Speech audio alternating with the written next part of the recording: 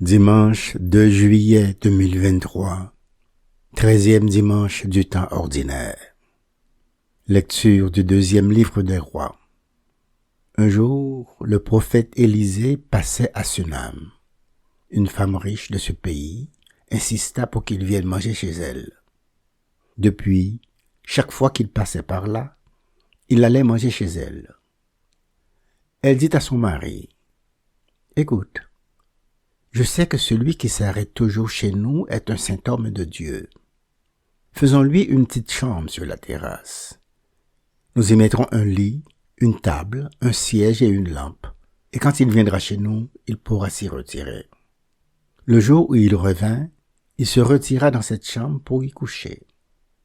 Puis il dit à son serviteur, « Que peut-on faire pour cette femme ?»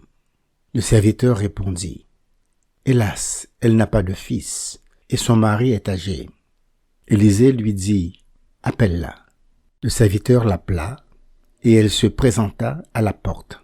Élisée lui dit, « À cette même époque, au temps fixé pour la naissance, tu tiendras un fils dans tes bras. » Parole du Seigneur.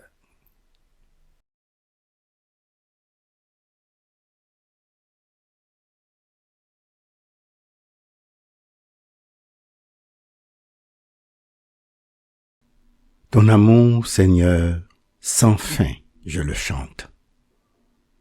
L'amour du Seigneur, sans fin, je le chante. Ta fidélité, je l'annonce d'âge en âge.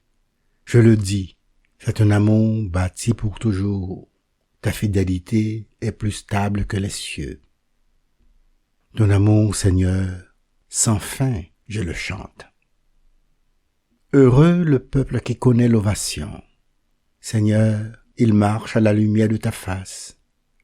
Tout le jour, à ton nom, il danse de joie, fier de ton juste pouvoir. Ton amour, Seigneur, sans fin, je le chante. Tu es notre force éclatante. Ta grâce accroît notre vigueur. Oui, notre roi est au Seigneur, notre bouclier au Dieu saint d'Israël. Ton amour, Seigneur, sans fin, je le chante.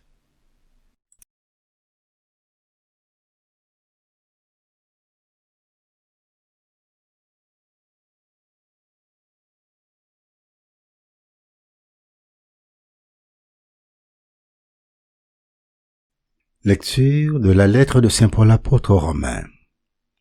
Frères et sœurs, ne le savez-vous pas? Nous tous qui par le baptême avons été unis au Christ Jésus, c'est à sa mort que nous avons été unis par le baptême.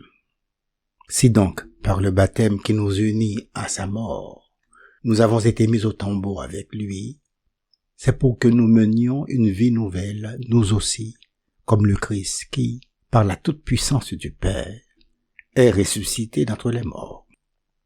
Et si nous sommes passés par la mort avec le Christ, nous croyons que nous vivrons aussi avec lui. Nous le savons en effet. Ressuscité d'entre les morts, le Christ ne meurt plus. La mort n'a plus de pouvoir sur lui. Car lui qui est mort, c'est au péché qu'il est mort une fois pour toutes. Lui qui est vivant, c'est pour Dieu qu'il est vivant. De même, vous aussi, pensez que vous êtes morts au péché, mais vivants pour Dieu en Jésus-Christ. Parole du Seigneur.